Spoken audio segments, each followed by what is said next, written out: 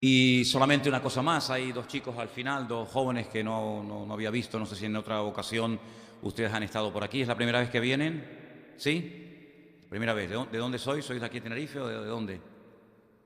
De Venezuela. ¿Y os trajo alguien a la iglesia o vinisteis solos o por internet? Muy bien. Ok. Gloria a Dios por el internet, ¿eh? Gloria al Señor.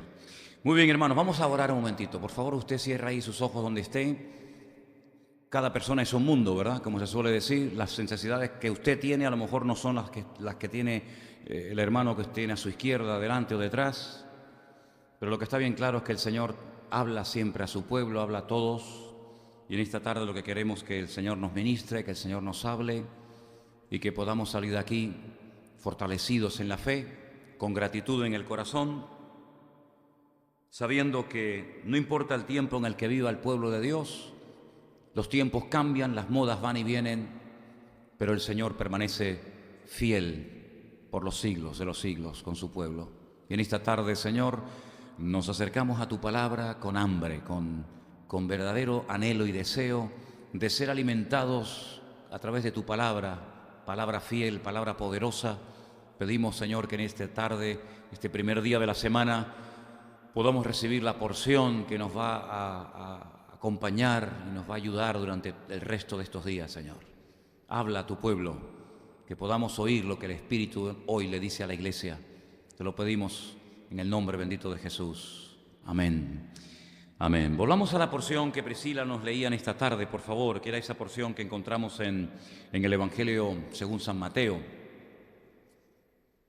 Sabemos que el ministerio del Señor Jesucristo se desarrolló en el tiempo del Imperio Romano. No siempre fue así. Hubieron grandes hombres de Dios, como por ejemplo Daniel, que no conoció el Imperio Romano. Él vivió en el primer imperio que se menciona en la Biblia, el Imperio Babilónico. De hecho, fue llevado al destierro por el rey Nabucodonosor. Allí fue llevado y allí murió.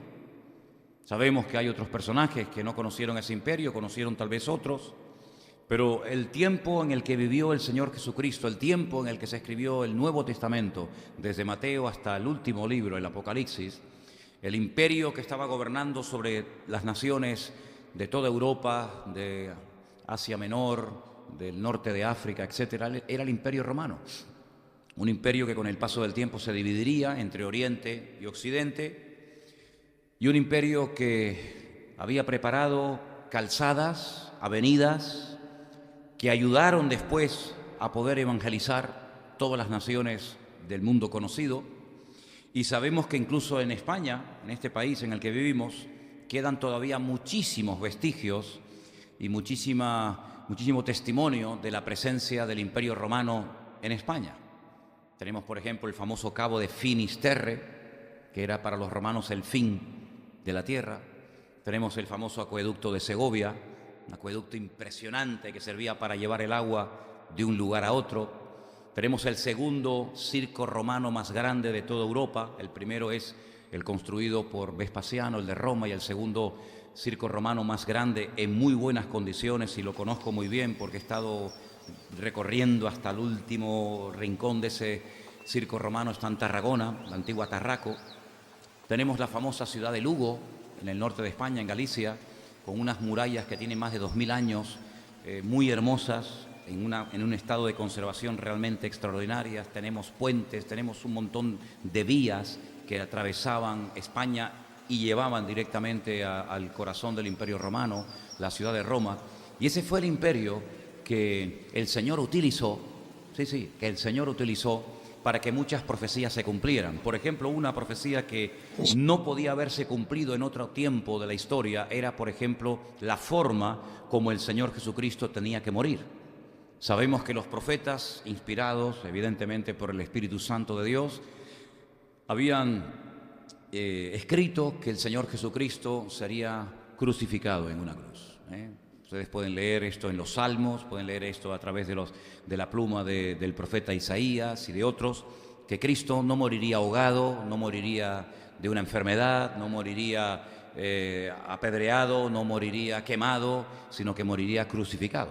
Y esa muerte la inventaron los romanos. Y por eso el Señor Jesucristo tuvo que nacer bajo el tiempo del Imperio Romano, porque si no, no se podía haber cumplido las Sagradas Escrituras, ¿verdad? Y es interesante notar cómo este pasaje que se ha leído esta tarde habla precisamente de un militar, de un centurión romano. Volvamos a Mateo capítulo 8, donde nos dice la palabra que en la ciudad de Capernaum, si os dais cuenta, la palabra, el nombre Capernaum es una palabra compuesta. Las primeras letras, Caper, que en hebreo es Cafer, significa pueblo. Y las últimas 4 letras que forman el nombre Nahum, a ustedes les tienen que sonar, porque hay un libro en nuestras Biblias que se llama el libro del profeta Nahum o Nahum. Entonces, Capernaum es el pueblo donde nació y vivió el profeta Nahum. Y esa ciudad aún existe, está en ruinas. La Capernaum de los tiempos de Jesús se puede visitar, la custodian la Iglesia Católica. Nosotros iremos la próxima semana a visitarla y todavía se puede visitar algunas viviendas. Y, por ejemplo, la más importante de todas es donde vivía nada más y nada menos que el apóstol Pedro. Es una ciudad portuaria. Las piedras que se utilizaron para construir la casa nos recuerdan mucho a las piedras de aquí, nuestras de las Islas Canarias, porque es una zona volcánica y las piedras que se utilizaron son de origen volcánico. Es una piedra muy negra. La arena de la playa que está al lado es de arena negra y parece que estás como si fueras en Tenerife, ¿no? Y en esta ciudad el Señor tiene un encuentro con un centurión romano, con una persona que él dice algo muy importante cuando se encuentra con el Señor y no sé si os habéis dado cuenta, dice: yo soy un hombre que está bajo autoridad. Estoy bajo autoridad, por eso puedo ejercer autoridad. Pero este hombre no viene a pedir por sí mismo. Él no está enfermo, él no necesita un milagro, sino que él viene a interceder. Si quieren, vamos otra vez a la porción de Mateo 8:5. Viene y le dice: Señor, mi criado está postrado en casa, está paralítico, gravemente atormentado. Si realmente cuando este hombre se decide a ir a visitar al Señor es porque el problema no lo puede solucionar la medicina, si no, ni hubieran molestado al maestro. Está en casa, postrado, paralítico, gravemente atormentado. Probablemente hubiera terminado muriendo. No sabemos exactamente de qué sufría, qué tormento es al que hace referencia este hombre, pero lo que está bien claro es que este hombre sabía perfectamente que si no había una intervención rápida y milagrosa por parte del Señor, su criado terminaría muriendo. Ahora, expresa un interés por un criado realmente extraordinario. A mí me llama mucho la atención porque si algo caracterizó al Imperio Romano era lo crueles que eran. Eran crueles, eran despiadados. Para ellos los criados eran peor que perros. Los criados morían extenuados, reventados a trabajar. Allí no había ni derechos humanos, ni vacaciones, ni paro, ni nada. Eran peor que animales tratados, hermanos. Y los ciudadanos romanos tenían a 3/4 partes del imperio que habían conquistado a través de sus batallas, lo tenían pero con el yugo al cuello. Los romanos no pagaban impuestos, los romanos se pegaban la gran vida, los que pagaban impuestos, los que hacían los peores trabajos, los que llevaban a las tropas romanas en galeras de un lugar a otro, eran siempre los criados. Los criados, ya te digo, eran peores que perros. De hecho, había una especie de escalafón. Había muchos tipos de criados, estaban los doulos, estaban los ayos, estaban los ecónomos, estaban los superetas, había diferentes niveles de esclavos y da igual al grupo al que pertenecieras, como tuvieras la desgracia de ser un esclavo bajo el Imperio Romano, amigo, era la peor tragedia que te podía ocurrir en esta vida. Ibas a morir, pues, quemado y seguramente morirías muy viejo, no ibas a recibir ningún tipo de atención ni de cariño. Fijaros que, por ejemplo, hasta el mismísimo Señor Jesucristo, conociendo el estilo como trataban a los criados, dice: ¿y qué hombre cuando viene su criado después de haber trabajado en el campo de sol a sol le dice descansa, siéntate? No, le dice: y ahora me vas a poner de comer. Pero ni lo dejaba descansar, ni lo dejaba tomar un rato de alivio, sino has trabajado en el campo de sol a sol, vienes reventado, has comido mal, has bebido poco agua, vienes sudado, vienes lleno de llagas las manos después de haber estado en el campo todo el santo día, pero todavía todavía te queda más trabajo que realizar. Ahora me tienes que lavar los pies, me tienes que dar de comer, me tienes que atender y después al final, pues te vas tú a dormir. Es una vida durísima. Sin embargo, este hombre es un hombre misericordioso, es un hombre que dice, oye, que yo no vengo a pedir por mí, que yo vengo a pedir por mi criado. Se ve que lo ama, se ve que verdaderamente este hombre tenía corazón, rompiendo la norma de la época. Le dice, tengo un criado que está postrado en cama. Y entonces el Señor en el versículo 7 le dice, bueno, pues vamos, si está atormentado y no puede venir el pobre hombre enfermo, vamos. Y me llama muchísimo la atención la respuesta del centurión. Y le dice, Señor, mira, yo no soy digno de que entres bajo mi techo. Solamente quiero que digas la palabra y mi criado sanará. Esto tiene una profundidad más de la que te puedas imaginar, ¿eh? Yo no sé lo que había hecho ese hombre en la casa. Yo no sé qué tipo de vida desordenada y lujuriosa había llevado este hombre en su casa, pero él sabe perfectamente que él no es digno de que el Rey de Reyes y el Señor de los Señores entre en su casa. Por lo tanto, Señor, yo no quiero molestarte porque sé que yo no soy digno de semejante honor. Yo lo único que te pido es el gran favor de que tú des la orden, cosa que yo no puedo hacer, dicho sea de paso, para que mi criado sea sanado. Esta palabra impactó tanto al Señor, pero antes de dar la palabra, este hombre le dice, yo soy un hombre que está bajo autoridad.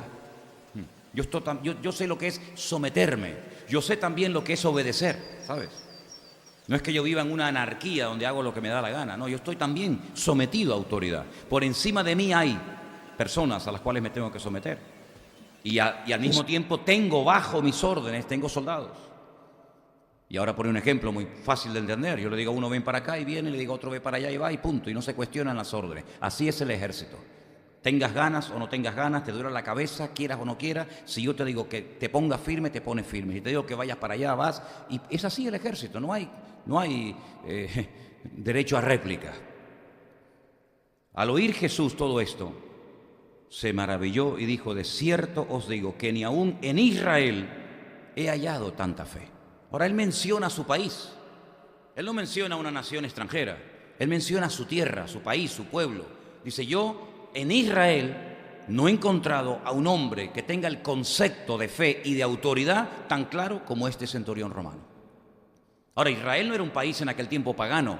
En Israel estaba en pleno rendimiento, ya hacía mucho tiempo, el famoso templo de Jerusalén. El templo de Jerusalén era el centro religioso de la época. Era el lugar donde, entre comillas, Dios vivía, donde estaba la Shekinah, la gloria del Señor. Era el lugar donde Dios había dicho a todo su pueblo, tienen que subir varias veces al año a presentarse delante de mí con diferentes tipos de ofrendas. Y allí estaban los sacerdotes, los fariseos, los escribas. Allí estaba el templo, allí estaba el altar, allí estaba el arca de la alianza, allí estaba el menorá, allí estaba todo lo que el Señor había dicho que estuviera. Pero sin embargo, en aquellos lugares, en aquel ambiente religioso, el Señor dice que nunca encontró la fe que está viendo que este hombre tiene. Y es que este hombre logra unir, logra asociar dos elementos fundamentales para que Dios actúe. Y uno es la fe y otro es el concepto de autoridad. Y por eso, cuando el Señor oye que este hombre es capaz de entender las dos cosas y de unirlas, el Señor automáticamente dice, en todo Israel yo no he encontrado un hombre que tenga tanta fe como este. Y automáticamente el Señor da la orden y le dice, ve, tu criado, ve y tu criado ha sido sanado. Y más adelante nos dice la Escritura que cuando el hombre llegó a la casa, a la hora a la que estuvo entrevistándose con el Señor, fue exactamente a la hora, así que no fue una sanidad, digamos, fuera de la intervención divina, sino que incluso la hora de la sanidad del criado coincidió con la hora en la que el centurión se encontró con el Señor Jesucristo. Ahora, en este retiro hemos estado hablando acerca de la importancia de la fe. Fijaros qué importancia le da el Señor a la fe, que Él mismo revela en su palabra y dice que nadie es capaz de poder agradar a Dios si no tiene fe. Una persona puede hacer muchas cosas y tener muchos requisitos en su vida, muchos dones, muchos talentos, muchas habilidades, pero si no tiene fe, tú no puedes agradar a mi Señor, tú no puedes agradar a Dios. Es totalmente imposible. Porque es necesario que como requisito indispensable, básico y fundamental, el hombre que se acerque a Dios tiene que creer en las promesas de Dios, en su existencia, en su autoridad, en su obra creadora, etcétera, etcétera. Así que sin fe, dice, es totalmente imposible agradar a Dios. Fíjate lo importante que es el tema de la fe, que hay un capítulo entero cuyo tema es el tema de la fe. ¿Cuál es? Hebreos, el capítulo 11. Fíjate qué tremendo es el elemento de la fe que hemos estado hablando en estos días, que dice que una de las cosas que el enemigo va a tratar de hacer en la vida de todo creyente es robarle la fe que un día el Señor plantó y puso en su corazón. Fíjate qué peligroso es perder la fe o tener una fe enferma, raquítica, una fe envenenada, una fe extraña, una fe mística, como hemos hablado en estos días, que dice la Biblia que por haberse apartado de la fe, por no tener una fe correcta, bíblica, bien educada, bien centrada en el Señor, dice que algunos terminarán escuchando, pero no al Espíritu de Dios, sino a espíritus de demonios y a doctrinas de demonios. Fíjate lo peligroso que es el no tener una fe correcta. Y hemos dicho en estos días que un elemento indispensable que nos ayuda en la vida, como es la fe, nos ayuda incluso a no prestar ningún tipo de atención a falsas profecías que, dicho sea de paso, crean falsas expectativas en la gente.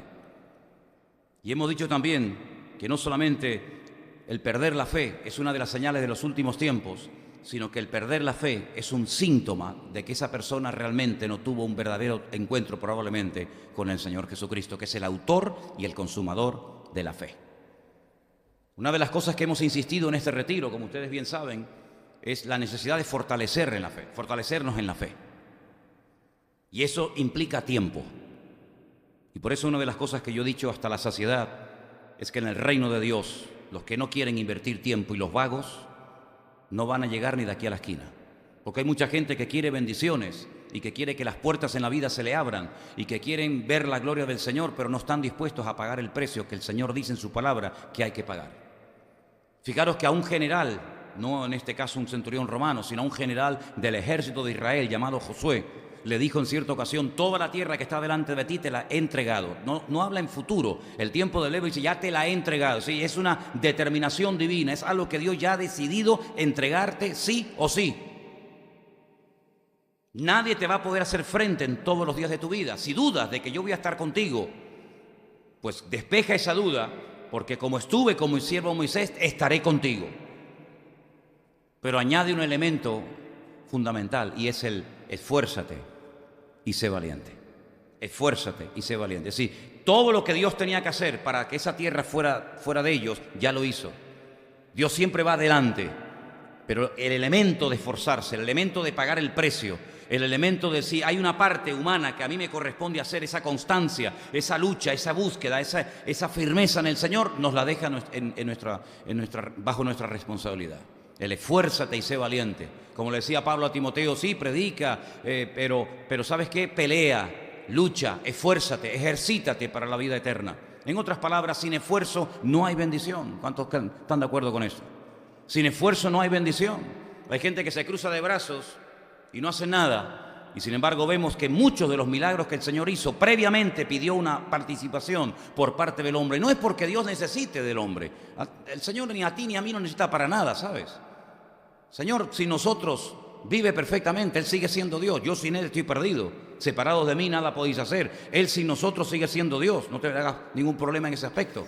Pero para enseñarnos la importancia que tiene el esfuerzo personal, hay muchos momentos en los que Él, antes de hacer un milagro, pide una participación del hombre. Quitar la piedra. Pues no la puedes quitar tú. Sí, pero quiero que la quites tú. Quitar la piedra.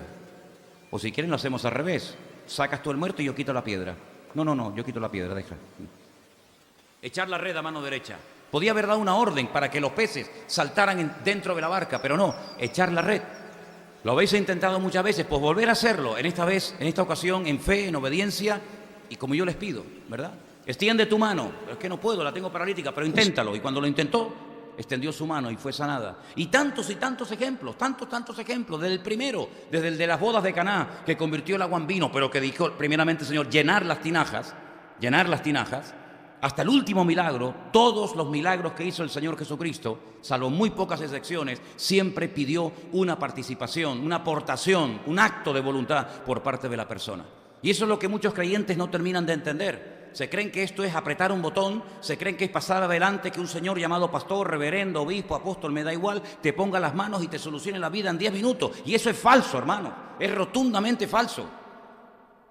Sin orar, sin buscar de Dios, sin ponerte en orden, sin llevar una vida disciplinada, sin buscar de Dios. Yo paso adelante, el Señor que está de visita en la iglesia, que ahora ha venido especialmente para unos días especiales de culto, me pone las manos encima, me bendice y ya está todo solucionado. A la media hora tengo trabajo, a la media hora tengo salud, a la media hora ya el problema matrimonial se ha solucionado. Es rotundamente falso, no funciona así las leyes del reino. Ya sé que por ahí se enseñan otras cosas, ya lo sé. Hombre, en 35 años que llevo de pastor, algo habré visto, ¿verdad? Pero no es así el reino, no es así, queridos hermanos. Las leyes del reino siempre hay una parte que Dios dice, no, muévete tú también, haz tú tu parte, querido. No dejes todo, ¿verdad? Bajo la responsabilidad del Señor. ¿Quién llevó la cruz? ¿Quién llevó la cruz? Cristo tuvo que llevarla. ¿Quién tuvo que ir a la cruz y estar allí desde las 7 de la mañana hasta las 3 de la mañana colgado, agonizando? Él tuvo que hacerlo, ¿verdad? Hay una parte siempre que nos corresponde hacer nosotros. Y con este tema de la fe, hermanos, para ser fortalecidos en la fe, hay una parte que el Señor ha puesto bajo nuestra responsabilidad.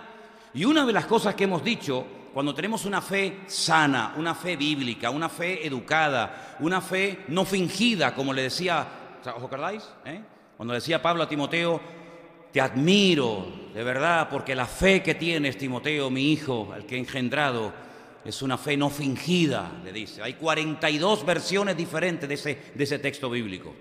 En la nuestra, la Reina Valera dice fe no fingida, pero hay 42 formas diferentes de traducir ese texto. Fe no fingida que habitó primeramente en tu abuela, después se la traspasó a tu madre y ahora esa fe habita en ti. Y esta mañana hablaba Marcos, cuando estuvimos en el culto esta mañana, antes del mensaje, mencionaba un texto muy interesante, y es la fe de imitación, ¿sabes? ¿Y esa cuál es? Pues la que dice Hebreos capítulo 12, considerad cuál haya sido la conducta de vuestros pastores, e imitad su fe. ¿Cuántos dicen amén? E imitad su fe. Por lo menos ten fe, aunque sea imitada, pero por lo menos imita lo bueno. Hemos dicho que una de las cosas que la fe verdadera nos ayuda, sobre todo en estos tiempos en los que el Señor permitió que viviéramos y que estuviéramos, es a entender, a discernir los tiempos en los cuales vivimos. Esta mañana nos visitaron algunos hermanos de Rumanía en el culto del Puerto de la Cruz. Ya algunos hermanos habían estado, pero vinieron algunos hermanos nuevos que están aquí de vacaciones en Tenerife. Y una de las cosas que hablaba con ellos y me preguntaban era acerca de los últimos tiempos, ¿verdad? Y yo le dije lo que les dije la semana pasada a ustedes desde este mismo púlpito. Tengo la sensación en mi corazón que la inmensa mayoría de los creyentes hoy en día están más preocupados por sus cosas particulares y personales, que se han olvidado y no son conscientes del tiempo en el que estamos viviendo. Y tengo la sensación que lo que pasó en los días de Noé es lo que está pasando hoy en día, que la gente no entiende que estamos a punto de que esto reviente y salga todo por los aires. Da la impresión de que, de que esto se va a mejorar. Es falso, hermanos. El mundo no va a ir a mejor. A mí me gustaría predicar lo contrario. ¿En qué se creen? ¿Que a mí me gusta hablar en estos términos? A mí también me gustaría decir, no se preocupen, hermano, dentro de 2 años esto va a ser una maravilla. No va a haber violencia, no va a haber agresividad, va a comenzar a llover como hacía antes, como el tiempo antiguo que llovía, ¿verdad? ¿Cuánto tiempo hace que no llueve en Tenerife? ¿Tú te acuerdas la última vez que cayó un buen chaparrón en Tenerife? Ni te acuerdas, ¿verdad? Ni llueve, hermanos, ni llueve, los pantanos secos, violencia, agresividad, 40 y tantas mujeres han matado, asesinadas en este año en España, y ya verás que la cifra va a aumentar de aquí al 31 de diciembre. ¿Qué te crees? ¿Qué te crees? ¿Que Europa es el paraíso terrenal? ¿Qué te crees? ¿Que aquí la gente no se mata y no se odia y no hay violencia y no hay agresividad y no hay sequía y no hay miles y miles y miles y miles de abortos de criaturas que terminan en el cesto de la basura? ¿Qué te crees, hermano? La maldad va a ir en aumento. Y por haberse multiplicado la maldad, esto va a afectar incluso a aquellos que dicen que eran creyentes y se apartarán de la verdad, escuchando a espíritus engañadores y tendrán deseo de oír, pero no escucharán sana doctrina y palabra. Esa es la realidad espiritual de nuestros tiempos. Dice, y no entendieron hasta que Noé entró en el arca, pero ya era demasiado tarde, ¿verdad? Entonces, la prioridad no es tu problema, querido. Tu problema no es problema, es problema para ti. La prioridad es buscar el reino de Dios y su justicia, y todas las demás cosas nos serán añadidas. Claro, es muy fácil cuestionar a Pedro cuando dudó del Señor, es muy fácil, o cuando lo negó, es muy fácil cuestionar al pueblo de Israel cuando hoy qué rebeldes que eran. Pero hermano, la iglesia lleva 2000 años para aprender un versículo y no termina de aprenderlo. Padres, ¿cuántos problemas habéis tenido con vuestros hijos? ¿Por qué? Porque no buscáis primeramente el reino de Dios y su justicia para que todo lo demás os venga por añadidura. Y llevamos 2000 años tratando de interiorizar estas verdades y no hay forma, Y por eso tenemos que comenzar a cambiar el chip. Y eso se consigue cuando nuestra fe es una fe, no una fe mística, no una fe extraña, llena de elementos a veces de superstición, ¿verdad? No se pueden ustedes imaginar a veces los mensajes extraños. Podéis abrir un poquito la puerta, hace mucho calor, si me hacéis ese favor. Esos mensajitos de: pastor, soy la hermana o el hermano tal, que no tengo ni idea de quién es, y me dice: le mando un texto bíblico. El Señor es mi pastor, nada me faltará. No rompa la cadena, siervo. No rompa la cadena, siervo del Señor. Mándelo a 20 personas más. Pero ¿a qué estamos jugando? ¿Pero esto qué es? ¿La ouija cristiana evangélica? ¿Cómo que no rompa la cadena? Es que no me gusta que me hagan perder el tiempo con esas pavadas, con estas tonterías, Y si no le mando el mensaje a 20 hermanos, ¿qué pasa? ¿Me va a venir una maldición encima? ¿Qué me va a venir a mí encima? Se dice en la Biblia que el bien y la misericordia a mí y a ti como cristiano te va a seguir todos los días hasta el fin del mundo, ¿o no lo dice la Biblia? Entonces, ¿miedo de quién tenemos que tener? Gente se asusta, ay, lo que pasará el lunes, que van a aplicar el 155, como, pero tú qué sabes lo que es el 155, mijo. Como si tú fueras un experto en la Constitución. La primera vez en mi vida, y tengo 56 años, que oigo el artículo 155 fue la semana pasada. Ni idea tenía de lo que era eso. ¿Y qué dice el 84? ¿Tú sabes lo que dice el artículo 84 de la Constitución? ¿Lo sabes? ¿Y el 38? ¿Y el 23? A mí qué más me da lo que diga. A mí lo que me interesa es lo que dice mi Señor aquí en la palabra, que nadie te podrá hacer frente en todos los días de tu vida. Eso es lo que me interesa, nada más. Aleluya, nada más. Nada me da. Si se van los catalanes, si se quedan los catalanes, si el Barcelona juega ahora con el Tarragona, a mí qué me interesa todas esas historias. Yo vivo en este mundo porque no me queda otro remedio, pero yo no soy de este mundo. Vivo aquí porque no me queda otra, ¿sabes? Pero como decía el apóstol Pablo, estoy aquí por el bien de ustedes, porque si fuera por mí, me iría ahora mismo con el Señor, dice, lo cual es muchísimo mejor, dice la Escritura, ¿no? Y por eso en estos días, en este retiro, fundamentalmente hemos hablado acerca de fortalecernos en la fe, y uno de los elementos, porque yo les hablé, si os acordáis, de que la fe tiene enemigos internos y externos, y uno de los peores enemigos de la fe es la pereza, la negligencia, si me entiende mejor, la vagancia.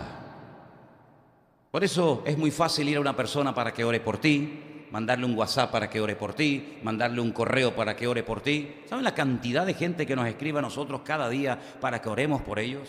Si yo les leyera a ustedes los mensajes que yo recibo cada día, hermanos, si yo no supiera en quién he creído, yo estaría todo el santo día con una depresión impresionante. Me cuentan cada tragedia y a veces tengo la sensación de que el pastor es como si quisieran que ocupara el lugar del cura, cuando antiguamente, ¿verdad?, iban al confesionario y le contaban sus problemas. A quien usted le tiene que contar sus problemas, querido, es a su Dios. Yo le puedo dar un consejo, yo le puedo atender lo que usted quiera, pero no se confunda. Usted tiene que ir a la cámara secreta y su Padre, que lo ve en secreto, desahóguese delante de su presencia y Él lo recompensará en público. Y ese versículo no es solamente para los pastores, ese versículo es para todo hijo y para toda hija de Dios que ha nacido de nuevo. Así que busque al Señor, lo primero que haga por la mañana, busque del Señor. Humíllese delante de la presencia del Señor, fortalézcase en la fe y ya verá cómo no tiene tiempo ni para deprimirse, ni para pecar, ni para mirar lo que no tiene que mirar, ni para desear lo que no tiene que desear. Usted tiene que invertir tiempo en su fe, porque es uno de los regalos más hermosos que el Señor ha puesto dentro de su corazón. Ahora permanece en la fe, la esperanza y el amor, estos tres dice la Biblia, y hay que mantenernos, ¿verdad?, activos en el reino, alimentar la fe con la palabra de Dios.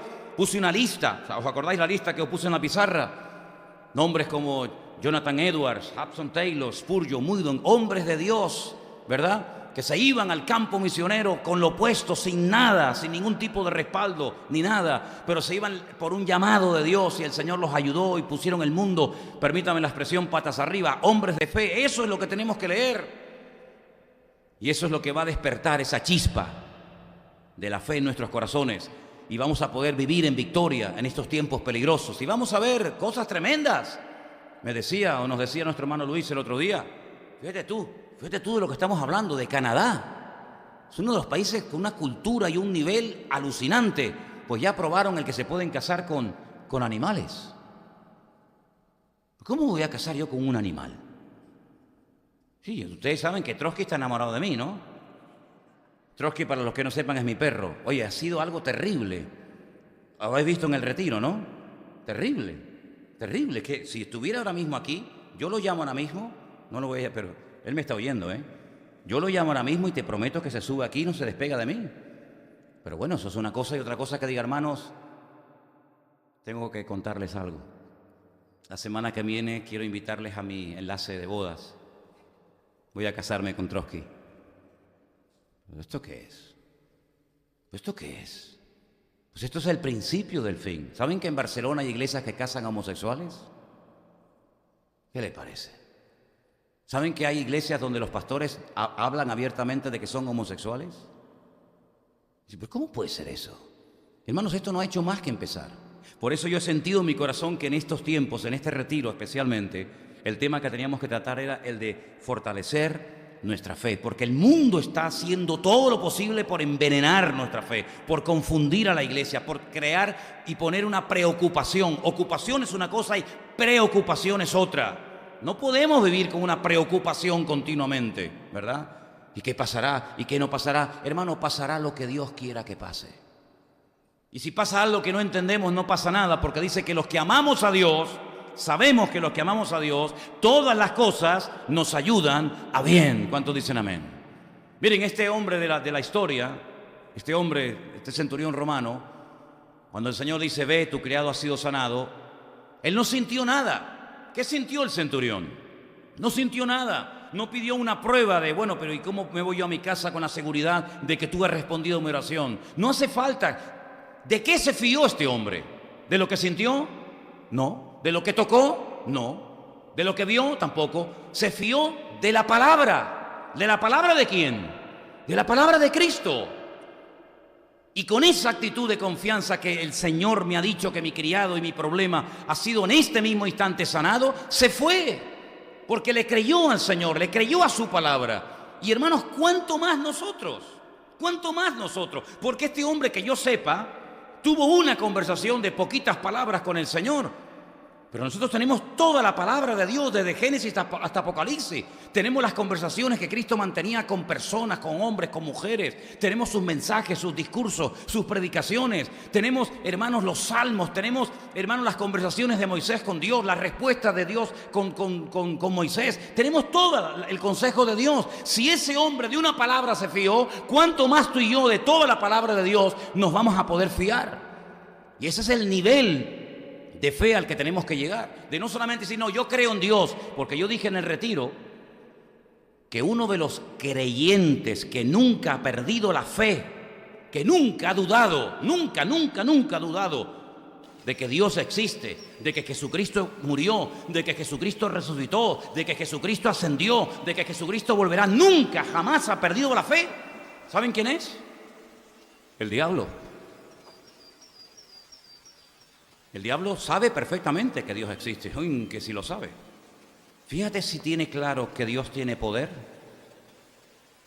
Fíjate qué claro tiene que el Señor Jesucristo tiene todo el poder en el cielo, en la tierra y aún debajo de la tierra, que tuvo la desfachatez y la poca vergüenza de acercarse a pocos metros del Señor y decirle, si eres hijo de Dios, dile a estas piedras que se conviertan en pan. ¿Tú no te das cuenta que con la forma como tentó al Señor, está reconociendo que para el Señor era una tentación poder convertir las piedras en pan? Para mí eso no es ninguna tentación. Podrá ser una tentación otra cosa, pero eso precisamente no. Porque ni tú ni yo bueno, no sé, a lo mejor hay algún hermano aquí que está en un nivel que yo todavía no he llegado, y usted hace así, convierte las piedras en pan para que ir al Mercadona, para que ir al Carrefour. A ver, pan, venga, adelante. Para nosotros eso no es una tentación, pero para Cristo, ¿cómo no va a ser una tentación el poder convertir las piedras en pan después de estar más de mes y medio sin probar comida, de estar 40 días sin probar bocado? Claro que puede convertir una piedra en pan, pero en décimas de segundo. Pero el Señor no cayó en la tentación, porque sabía perfectamente que su poder no era para satisfacer sus necesidades personales, sino para bendecir al pueblo y para glorificar a su Padre. Y hay muchas personas que lo que quieren hacer es un uso indebido, tal vez de los dones, de los talentos, autofinanciarse, pegarse la gran vida a costa de que son pastores, obispos, o apóstoles, o como se quieran llamar, y para eso no nos ha llamado el Señor.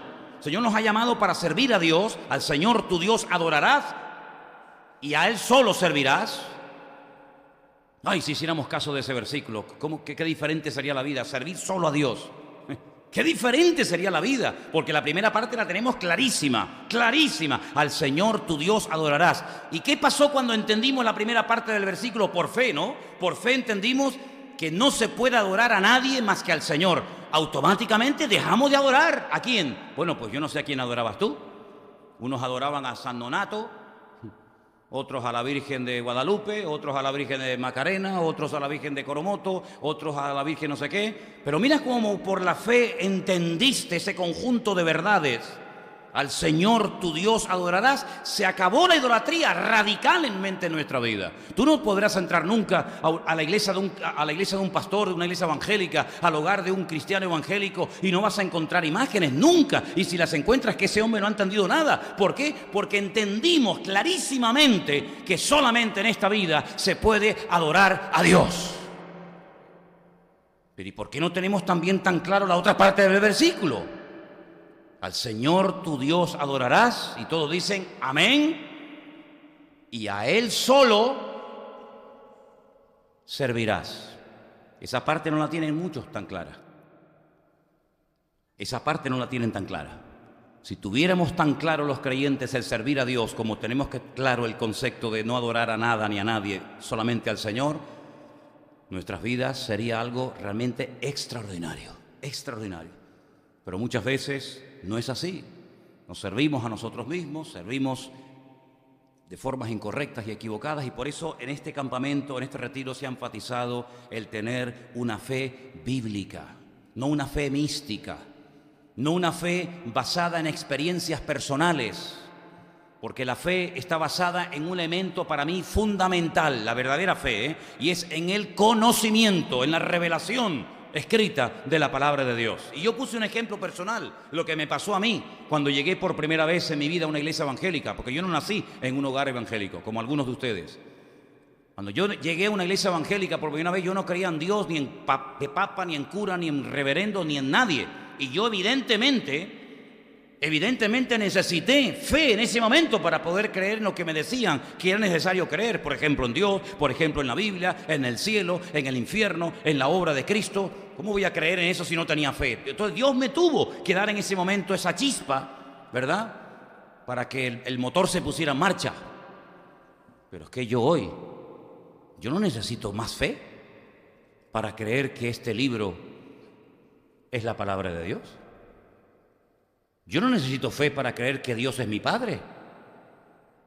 Yo no necesito fe para creer que solamente Cristo es el camino, la verdad y la vida. ¿Por qué? Porque ya he llegado a un nivel, como espero que muchos de ustedes hayan llegado, a un nivel de conocimiento que yo sé, estoy plenamente convencido, aunque me maten a palos, que Dios existe. Y me han preguntado en alguna ocasión, ¿y no has dudado después de haber reconocido de Él? Jamás. Es que es imposible. ¿Cómo voy yo a dudar de que soy un hombre, hermanos? Yo no me levanto por la mañana y me miro al espejo y digo, ¿seré una mujer en el cuerpo de un hombre? En mi vida yo he pensado en esas vainas. En mi vida. Tengo clarísimo que soy hombre, que soy blanco, ¿no? Tengo clarísimo. No tengo una lucha interior con mi identidad. No tengo una insatisfacción en mi vida, decir sí, pero no sé, yo siento una cosa rara, ¿no? Yo no siento nada raro, ¿sabes? Yo tengo clarísimo esto, te lo puedo asegurar. Y como creyente, después de haber conocido al Señor, tengo clarísimo que el que me liberó a mí, el que me sanó a mí, y el que me sanó, liberó y salvó, es el mismo, mi Señor Jesucristo. Y he hablado con rabinos, he hablado con budistas, he hablado con musulmanes, he hablado con todo tipo de gente, santeros, macumberos, de todo lo que te puedas imaginar. Pero yo sé en quién he creído. Yo sé en quién he creído. Y cuando voy a Israel, no voy para a ver si encuentro allí algo que no tengo. No, ya estoy completo en el Señor, ¿sabe? Yo estoy completo en el Señor. Y si quieren, yo oro por ustedes. Y si quieren, mírenme a mí. Porque dice la Biblia que hemos sido aceptados por Cristo en el amado. Y nuestra vida está escondida con Cristo y Cristo en Dios. ¿Cuántos dicen amén? Cuando tú tienes claras las ideas, pues pasa lo que yo comentaba esta mañana en el culto, para los que no estuvieron. Volvieron a Jerusalén después de haber adorado, volvieron a Jerusalén con gran gozo. ¿Has leído ese versículo? Este hombre, este centurión, no le dijo, pero nada más, así, me voy ya. No sé, dame algo, ¿no? A veces dice, bueno, tiene que dejar una señal, ¿se acuerdan? Aquí en el rastro a veces no dicen ustedes, bueno, deje una señal, aunque se ha dicho que no se puede. No me hagan caso, es un ejemplo malo. Pero a veces dice, bueno, usted, mire, me interesa alquilar aquella casa. Sí, pero me tiene que dar una señal porque si viene otra... No, ¿cuánto le dejo? Déjeme tanto y le dejas una señal. ¿O quieres comprar un coche? Vale. Este hombre podía haberle dicho, bueno, pero no sé, hazme algo, dame algo para saber que cuando llegue a mi casa, la respuesta a mi petición ha sido oída. No tuvo que pedir nada, se fió de la palabra del Señor. Se fió, él le dijo, vete, y él se fue y punto. Como aquellos leprosos. Señor, ten misericordia de nosotros, vayan a Jerusalén, muéstrense a los sacerdotes. No sintieron nada, no vieron nada, pero en el camino fueron sanados. Le creyeron al Señor, le creyeron a Dios. Señor, ¿eres tú o no eres tú? Es que no se ve muy bien, es que es muy tarde, es que hace una niebla. Si eres tú, déjame caminar contigo, ven. Y él salió y caminó. No le dijo, pero no puedes venir aquí a darme la mano. No sé, échame una mano. Hermano, eso es fiarse totalmente de la palabra de Dios. Algunos dirán, bueno, eso se llama fe ciega. No, la fe no es ciega. La fe no es ciega. La fe es certeza, es seguridad, es convicción absoluta de que mi Dios lo que ha dicho lo cumple y no me va a abandonar. ¿Cuántos dicen amén? Y así como yo quiero vivir mi vida, y así como yo quiero también que ustedes vivan la suya. ¿Qué dice el Señor? Voy a estar contigo todos los días hasta el fin del mundo. Amén, punto. Es que hoy me duele aquí un poco el lumbago, es que hoy estoy un poco desanimado. ¿Y qué mismo? ¿Y qué? Como si el Señor dependiera de tu estado de ánimo o de tu salud para estar contigo, para dejar de estar. El Señor va a estar contigo, lo sientas o no lo sientas, porque Él es fiel a su promesa. ¿Cuántos dicen amén? Y esa es la forma como el Señor quiere que vivamos en estos tiempos. No dependiendo de me llamarán, no me llamarán y se acordará de mí. Usted no puede depender de los hombres para estar bien o para estar mal, para dormir en paz o para no pegar ojo en toda la noche. Usted tiene que depender de la palabra escrita de Dios. ¿No dice la Biblia que todas sus promesas son sí y amén en Cristo Jesús? Hermanos, somos la sal de la tierra, somos la luz del mundo. Tenemos que fiarnos. En estos días hemos visto miles y miles de personas que han estado allí horas y horas, acampados, durmiendo. ¿Por qué? Porque un hombre les prometió que durante el día proclamaría la independencia. Y estaban todos allí esperando. No lo hará, ahora nos vamos, ahora venimos. Pero se fiaban. ¿Y cuántos se fueron desilusionados? ¿Y cuántos volvían? ¿Y cuántos regresaban? ¿Por qué? Porque confiaban en que aquella persona cumpliría la promesa. Pero nosotros no somos así. La cumplirá, no la cumplirá, vendrá, no vendrá, me ayudará, no me ayudará, estaré bien. Tú estarás como el Señor quiera que estés, siempre y cuando tú estés en el centro de su voluntad. ¿Cuántos dicen amén? Y esa es la fe verdadera del creyente. Una fe a prueba de bombas, una fe que aguanta críticas, que aguanta calumnias, que aguanta persecuciones, que aguanta lo que sea. Como decía Pablo, nadie estuvo a mi lado, créetelo, hijo, nadie estuvo a mi lado. Me sacaron de la celda, me llevaron al juicio y ni un hermano estuvo a mi lado. Pero ¿cómo puede ser? ¿Dónde estaba Priscila? ¿Dónde estaba Aquila? ¿Dónde estaba Timoteo? ¿Dónde estaba Tito? ¿Dónde estaba Silvano? ¿Dónde estaban? Nadie estuvo a mi lado, dice Pablo. Todos me desampararon. Dice, no les sea tomado en cuenta. Te lo cuento para que lo sepas, pero no porque estoy hecho polvo. Porque el Señor estuvo a mi lado y me dio fuerzas y fui librado de la boca del león. A Él sea la gloria por los siglos de los siglos. Amén. Aleluya. Se fueron todos, Demas se fue por aquí, el otro se fue por allá. Dice, pero el Señor estuvo a mi lado. Padre y madre te podrán incluso hasta abandonar y hasta vender. ¿O quién vendió a José? ¿Quién vendió a José? Su propia familia. Sus propios hermanos lo traicionaron y lo vendieron. ¿No dice uno de los salmos, el hombre de mi confianza levantó contra mí su calcañar? ¿Quién traicionó a Cristo? ¿Quién vendió a Cristo? ¿Quién apuñaló por la espalda a Cristo? Aunque por delante te doy un besito, pero por la espalda te mato. Uno de los discípulos de él, Judas. ¿Quién lo negó? Uno de sus discípulos. Hiere al pastor y serán dispersas las ovejas, dice el Salmo, ¿verdad? En la cruz allí estaba, solo y abandonado. Pero el Señor sabía perfectamente que el Padre estaba con él. Y aunque en ese momento, porque tenía que ser así, hasta el Padre lo abandonó, aunque el Padre se fue porque era en ese momento la personificación, la materialización de la maldad y del pecado, y por eso el Dios Santo no puede cohabitar donde hay maldad, pero a pesar de que el Padre se ha ido, yo en tus manos encomiendo mi espíritu. Aleluya. En otras palabras, una confianza absoluta en Dios. Llega al cementerio, un problemón tremendo, ¿no? ¿Para quién? Para ti, para mí seguro, para él ninguno. Las hermanas de un amigo de él lo habían mandado a llamar hacía unos días y él no apareció y supuestamente les defraudó. ¿Sabes que he conocido a gente que se llaman creyentes que están enfadadas con Dios? Y si yo oré por mi hijo, ¿por qué se murió? Y si yo le pedí esto al Señor, ¿por qué no me lo dio? Así habla el que no conoce a Dios. El que conoce a Dios dice, aunque me mates, te voy a seguir adorando. El que conoce a Dios no se enfada con Dios. El que conoce a Dios dice, aunque mi carne se deshaga y se me caiga a trozos como si fuera un leproso, te seguiré adorando porque yo sé que mi Redentor está vivo. Fíjate la diferencia. ¿Te das cuenta?